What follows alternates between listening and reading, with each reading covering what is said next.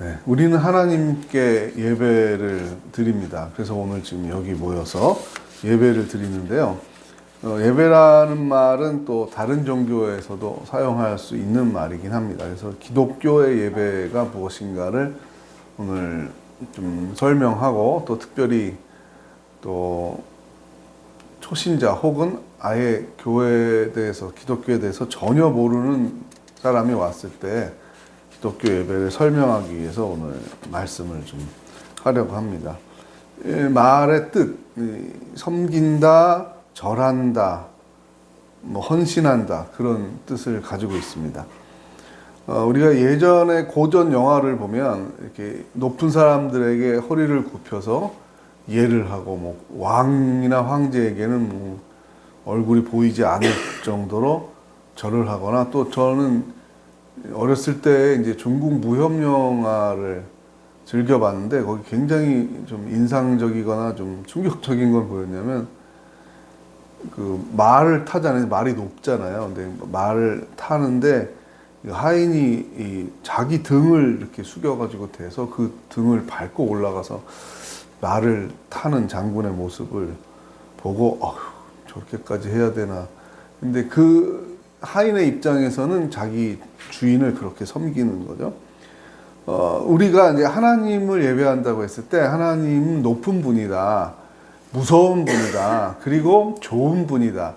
이 모든 개념이 다 하나님의 그 이름 속에 들어있죠. 그분을 존경하고 감사하고, 또 경외라는 말도 여러 번 설명했듯이, 또 어려워하고 두려워하는 마음으로 예를 갖춰서 하나님께 경배하는 것, 예를 갖추는 것, 그리고 하나님의 말씀을 듣고자 하는 것, 이 모든 것이 다 예배라고 말할 수 있습니다. 로마서 12장 1절에 보니까 예전에 그 구약의 그 제사를 빗대서 같이 이제 설명을 하고 있는데, 여러분 자신이 예배자가 사실은 제물이 되어야 됩니다. 우리가 헌신한다는 말 하는데, 사실 헌신한다는 말도 되게 무거운 말이죠. 몸을 드린다, 바친다라는 건데, 생명을 드린다라는 말이잖아요. 제물이 된다는 거는 양이나 그 소가, 염소가 대신 우리를 위해서 죽었던 것처럼, 나도 하나님을 위해서 그럴 수 있어야 한다. 거기에 해당하는 헌신은 정말 굉장히 높은 수준이죠. 그러나 이건 문자적으로 내가 죽어야 된다, 그 의미가 아니라, 그만큼 내 삶의 의미와 목적이 하나님을 기쁘시게 하는데, 2절 우리가 읽지 않았지만 2절에 보면은 하나님이 기뻐하도록 분별하는 지혜가 필요하다. 분별이라는 건 뭐예요? 판단하기 위한 거죠. 판단해서 뭐 하죠? 선택하는 거죠. 바른 선택. 예배자는 뭐 하는 사람입니까?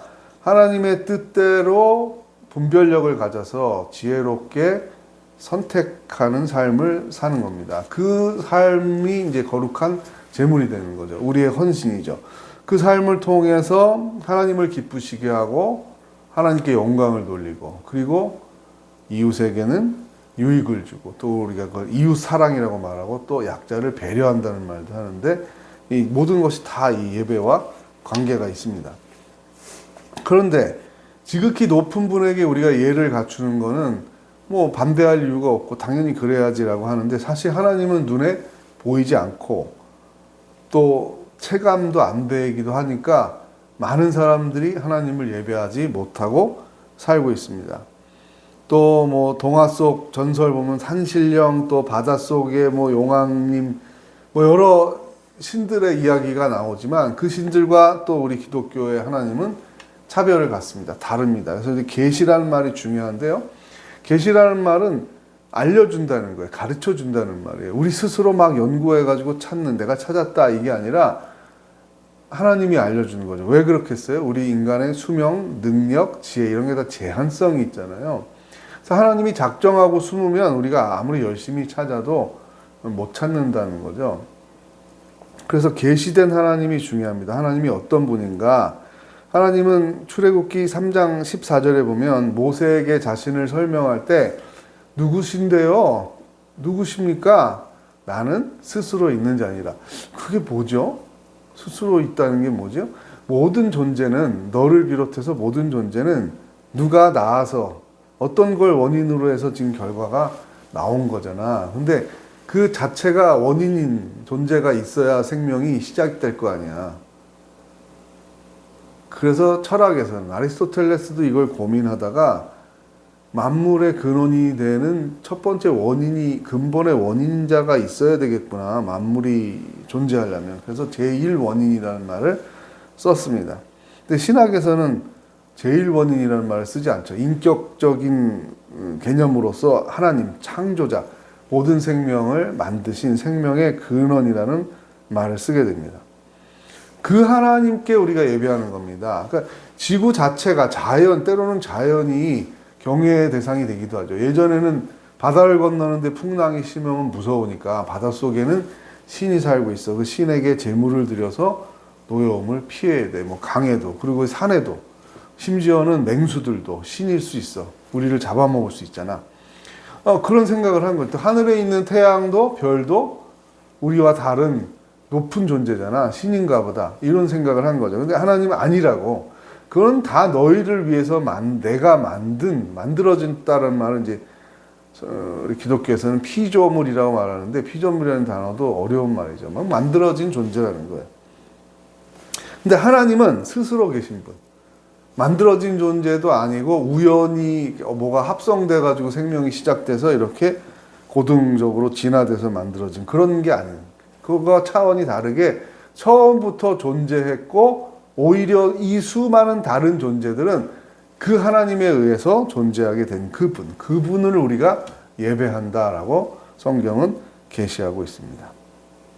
그런데 그분은 능력이 있죠. 스스로 계시고 능력이 있어서 창조를 할 수 있는데, 그분이 나쁜 속성을 가지고 있으면, 선하지 않다면, 악하다면 어떻게 생명이 행복한 삶을, 평안한 삶을 살 수가 있겠습니까? 존재에도 고통만 있겠죠. 100% 고통만 있는 그런 괴팍한 삶이 이어지겠죠. 우리 하나님은 전능하고 전지하고 스스로 계신데 선한 분이에요. 이게 중요하죠. 계시가 된 내용 중에 아주 중요한 거는 착한 분이라는 거예요. 착해서 생명을 좋아하고 생명이 많아지는 것을 좋아하고 생명이 많아지기 위한 환경을 후원한다라는 뜻을 다 가지고 있어요.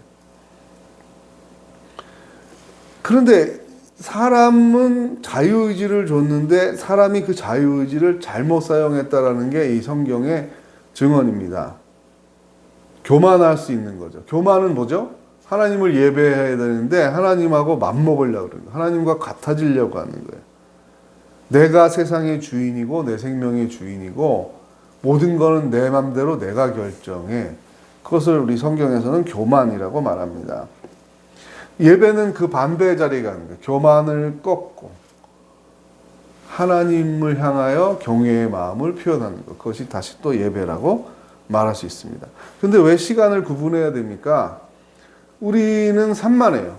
산만하고 바쁘기도 하고 관심이 여러 군데로 가요. 먹고 살아야 되죠. 경제 중요하죠. 직장 다녀야 되죠. 학생들은 공부해야 되죠. 또 지금은 이런 개인 미디어가 발달해서 핸드폰이나 컴퓨터로 즐길 수 있는 문화가 많아요. 게임도 할 수 있고 스포츠 중계도 볼 수 있고 드라마도 볼 수 있고 좋아하는 가수의 노래도 들을 수 있고 뮤직비디오도 볼 수 있고 정말 주어진 시간은 제한이 돼 있잖아요. 제한이 돼 있는데 그 많은 시간을 내가 껌껌이 하나님이 나와서 이렇게 해 하고 안 하면 벌 주고 그렇게 하는 하나님은 아니고 우리에게 상당 부분의 자율권을 주셨어요. 자율권을 줬기 때문에 우리 스스로 내가 예배자다라는 정체성 그리고 예배해야지라는 마음을 잊어버리기가 쉬워요. 그래서 같이 모이자. 혼자 각자 알아서 집에서 하면 교회 오고 가는 시간도 줄이고 교통비도 절감할 수 있잖아요. 그게 더 합리적일 수는 있는데 사람이 그렇게 잘 안 되는 거죠. 학교도 우리가 모여서 같이 공부를 하는 것처럼 일도 각자 집에서 컴퓨터를 할 수 있지만 모여서 회사라는 게 있는 것처럼 예배도 모여서 같이 드리면은 누가 오늘 왜 안 왔지? 아픈가? 관심도 갖고 또 영적인 침체라는 것도 있죠. 시험에 빠진다라고 말하는데 예배 드리기 싫어. 난 지금 예배 안 드리기 싫어. 근데 누가 전화해서 목사님이든 동료든 전화해서 왜 안 나와? 예배 드려야지. 이번에 교회에서 야외 예배 가는데 같이 가자. 수련회 가는데 같이 가자. 이렇게 나의 삶에 참여하자. 관심. 참견하지 마. 그게 아니라 관심을 가지고 애정을 가지고 나의 삶에 참여하는 동료가 있다는 것. 친구가 있다는 것 참 중요합니다. 그래서 교회는 공동체적이다라는 말을 하는데 공동체적으로 우리의 주 되신 하나님을 고백한다라고 말합니다. 그런데 이 예배는 제가 이제 나누어서 설명을 할 겁니다. 예배의 요소가 있는데 4대 요소라고 말해요. 근데 하나하나 설명하기에도 시간이 꽤 되기 때문에 한 편씩 설교를 제가 이어서 할 겁니다. 그래서 오늘 총론 예배가 무엇인가, 예배자의 자세가 무엇인가에 대한 말씀을 오늘 드린다면 앞으로 4번은 예배 4 요소에 대해서 해서 총 5번으로 예배 1, 2, 3, 4, 5를 제가 설교를 하려고 합니다. 예배는 또 어떤 의미가 있느냐면 하나님은 단순한 원리나 힘이 아니다. 그러니까 에너지. 태양에는 빛이 있고 열 에너지가 있잖아요. 굉장한 생명이 존재하기 위한 굉장한 기능을 하고 있는 거지만 태양이랑 우리랑 어떤 사귐을 가질 수는 없잖아요. 소통이 되는 건 아니잖아요. 올여름은 너무 더워요. 태양님, 온도를 좀 줄여주세요. 각도를 좀 이렇게 바꾸면 온도가 달라진대잖아요.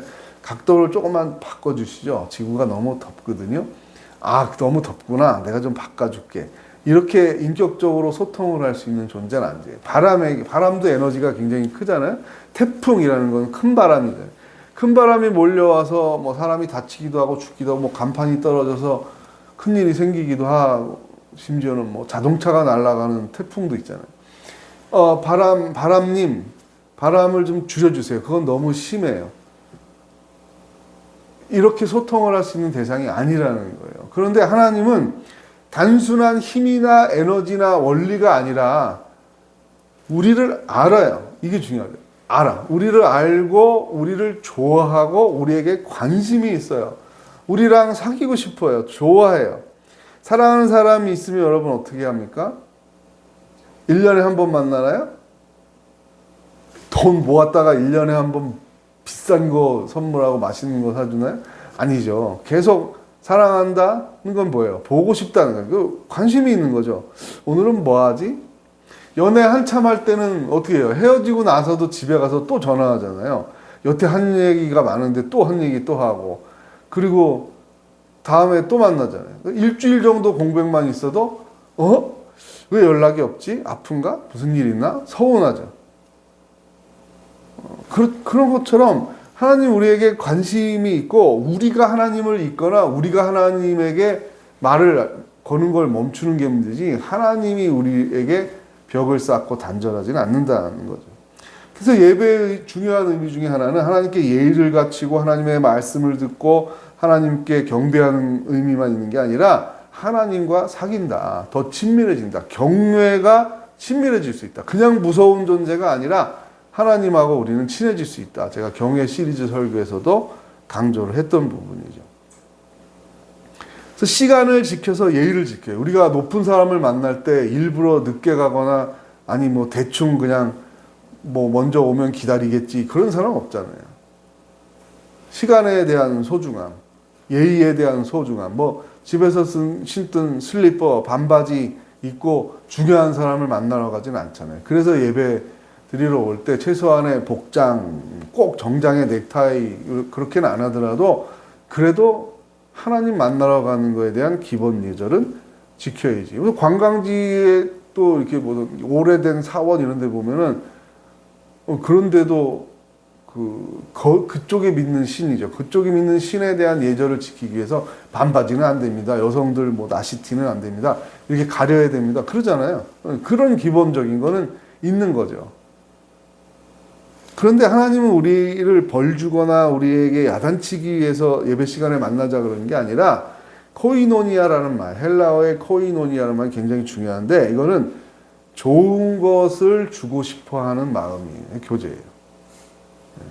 그러니까 하나님에게 있는 좋은 것을 우리에게 주고 싶어 하는 거예요. 뭘 통해서? 예배자의 예배 행위를 통해서 하나님 우리에게 영적인 지혜와 능력, 좋은 것들을 줍니다. 우리의 성품이 하나님을 닮아간다, 그리스도를 닮아간다, 성령이 충만한 삶을 산다라고 말을 하는데 무엇을 통해 되나? 그 책을 많이 읽으면 되나? 공부하면 되나? 내 통장에 잔고가 늘어나면 저절로 되는 건가? 차를 좋은 거로 바꾸면 되나? 승차감이 좋아서 해결되나? 그런 게 아니라는 거죠. 예배를 통해서만 가능해지는 거예요.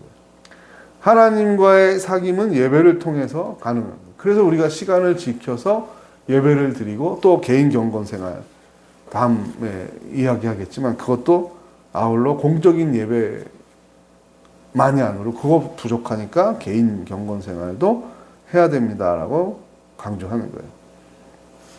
자, 이제 예배 네 요소를 말씀드리고 이제 말씀을 마칠 거예요. 그건 예고편.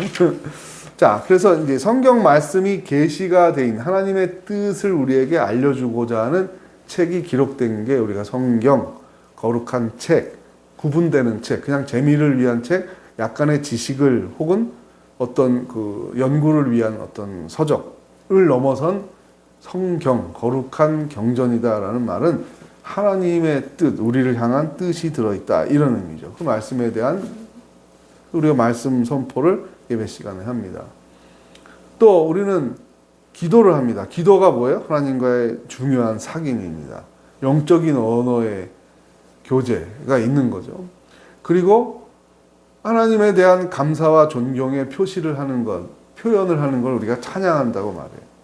이 찬양도 그러나 크게 보면 다 하나님과 친밀함을 강화하는 요소들이에요. 그리고 하나님께 경외를 표현하는 우리의 헌신의 삶을 다짐하기도 하고 표현하기도 하는 것이 이제 봉헌입니다. 오늘 말씀을 다시 기억하면 거룩한 산 제물로 너희의 삶을 드려야 한다. 그걸 위해서는 분별을 해야 된다라고 말하고 있어요. 그것이 예배다라고 말하기 때문에 봉헌을 예배에서 우리가 빼놓을 수가 없는 부분입니다. 자, 그 다음에 이제 예배자에게 강조하는 게 있는데 오늘 하나님의 주되심을 고백하는 시간입니다. 또 이런 표현들을 해요. 그건 뭐냐면 하나님이 내 생명과 시간과 물질과 건강의 주인입니다라는 고백이에요. 그 고백 속에서 내 삶이 정돈되고 다시 기초를 쌓게 되고, 근데 회개라는 말도 우리 예배 시간에 회개가 들어있는 건 그런데 제가 망각했습니다. 내 생명이 내 것, 내가 내 삶의 주인인 것처럼 생각해서 시간 사용을 잘못했습니다.